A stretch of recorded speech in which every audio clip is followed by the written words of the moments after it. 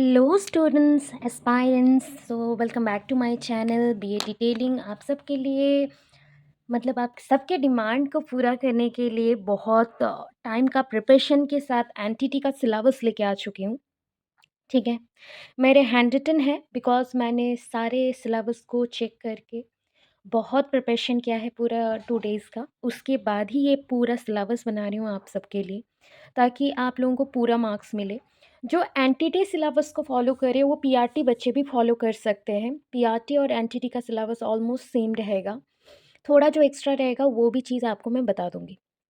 तो first of all इसे check करते हैं कि ये क्या बोलता है। ठीक है, जितना पोर्शन आना चाहिए कंसर्न मार्क के अकॉर्डिंग, क्योंकि हमारे एग्जाम्स में हम 100 मार्क्स का नहीं 80 मार्क्स का अपेयरेंस लेंगे, और 80 मार्क्स से कैसा प्रिपरेशन करना है क्या करना है वो भी चीज़ है इंपॉर्टेंट।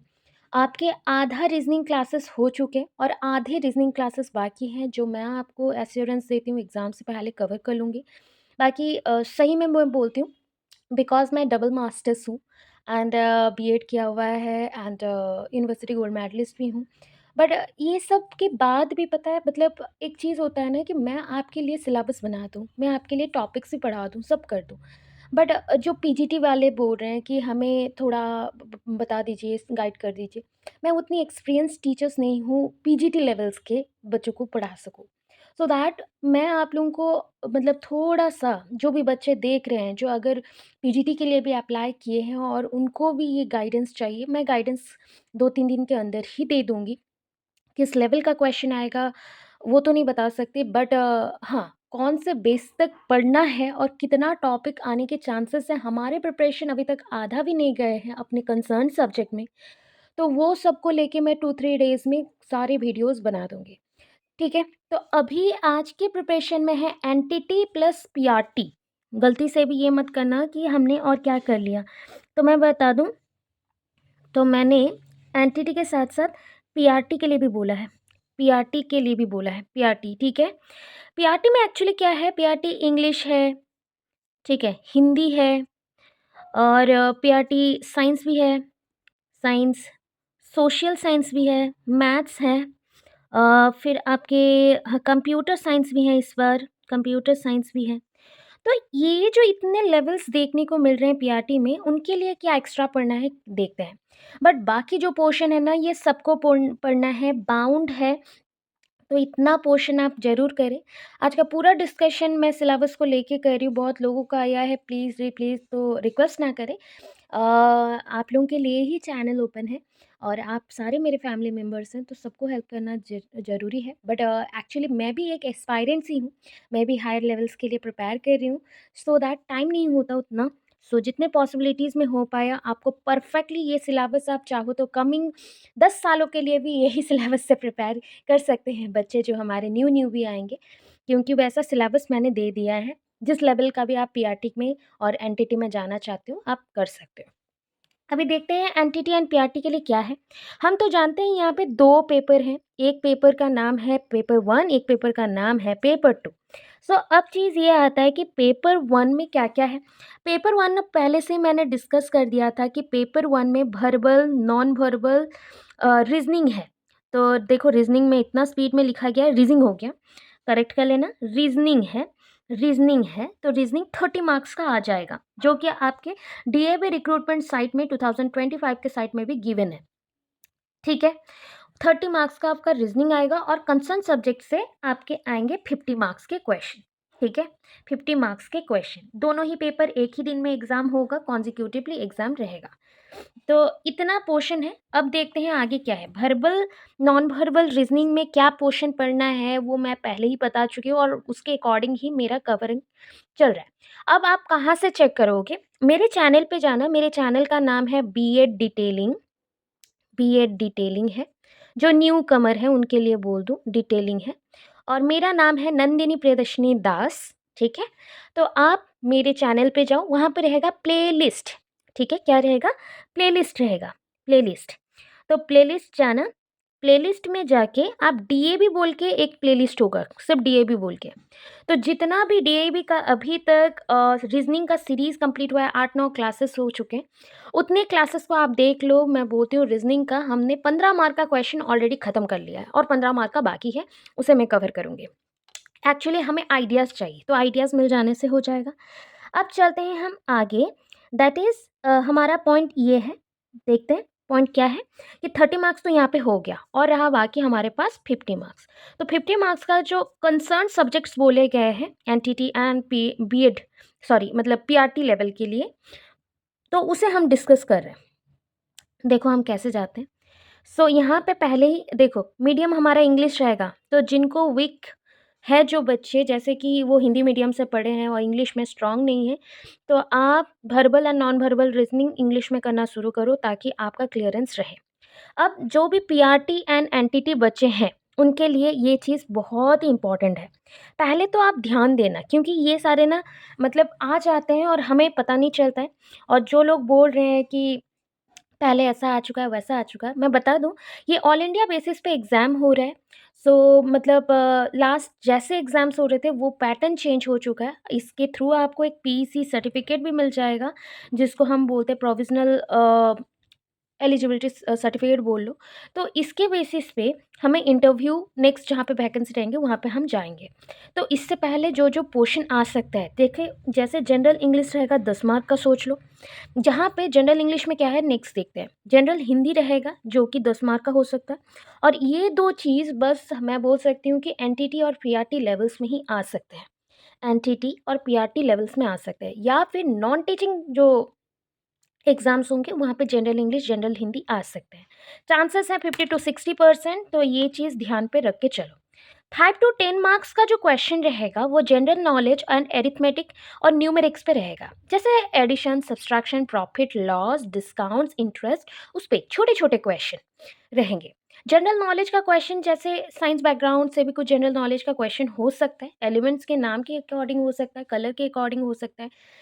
ओजोन लेयर क्या है हो सकता है, सॉइल कितने टाइप के होते हैं हो सकता है। तो जनरल नॉलेज है वो छोटा-छोटा।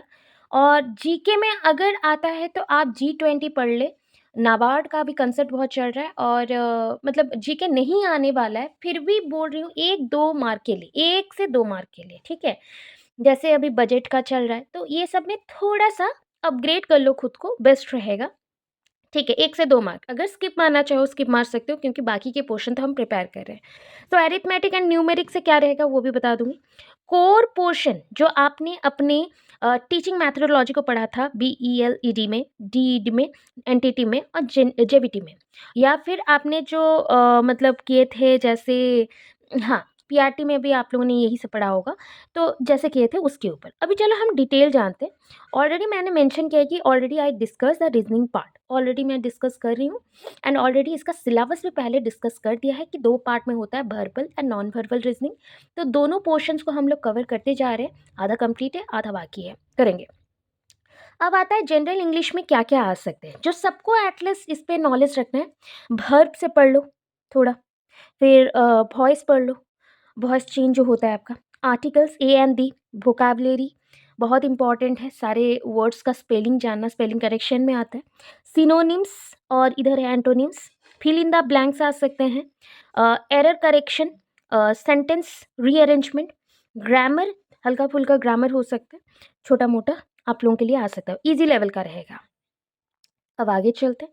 इडियम्स एंड फ्रेजेस जो मुहावरे होते हैं, इंग्लिश में भी रहते हैं ना वैसा।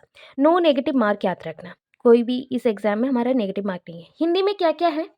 अब जनरल हिंदी में रश कितने प्रकार के होते हैं, अलंकार क्या है, समास क्या है, पर्यायवाची शब्द और विलोम शब्द, वचन, तत्सम एंड तद्भव, लोकोक्तियाँ एवं मुहावरे, वर्तनी और वाक्य संशोधन, संधियाँ और लिंग और कारक।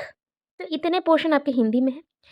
अब आते हैं एरिथमेटिक न्यूमेरिकल एबिलिटी में, जो कि एक्चुअली पीआरटी के लिए भी है एंड एनटीटी के लिए भी है।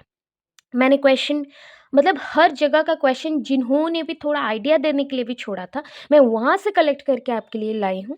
बहुत लोगों को पूछा भी है, फिर उसके बाद दे रही हूँ कि इस टाइप का आ सकता है, मतलब 90% चांसेस है।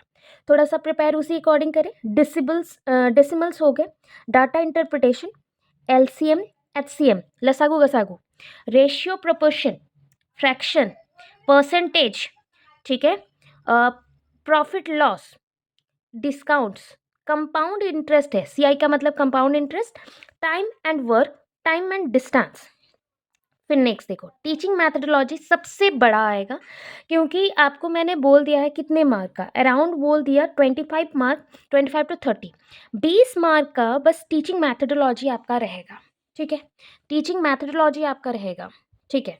मे भी हो सकता है कि मतलब PRT लेवल में ये 10 मार्क का हो और 10 मार्क का आपका सब्जेक्ट और भी ज़्यादा बढ़ जाए, मगर ये पोर्शंस जरूर पूछे जाएंगे, वो आपके सब्जेक्ट के थ्रू पूछे जाए और सेपरेटली पूछे जाए, जरूर पूछे जाएंगे। और इसको आप सोच लो 20 मार्क्स का है, 20 मार्क का है।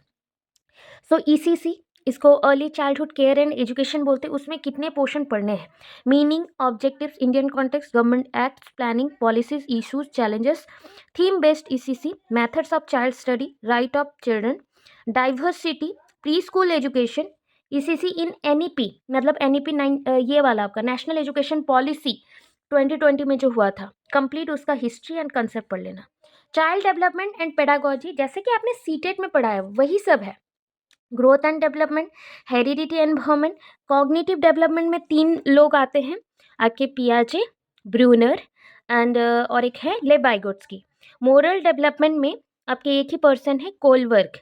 सोशल डेवलपमेंट में आपके लेवाइगोट्स्की, पियाजे, बंदूरा, असुबेल।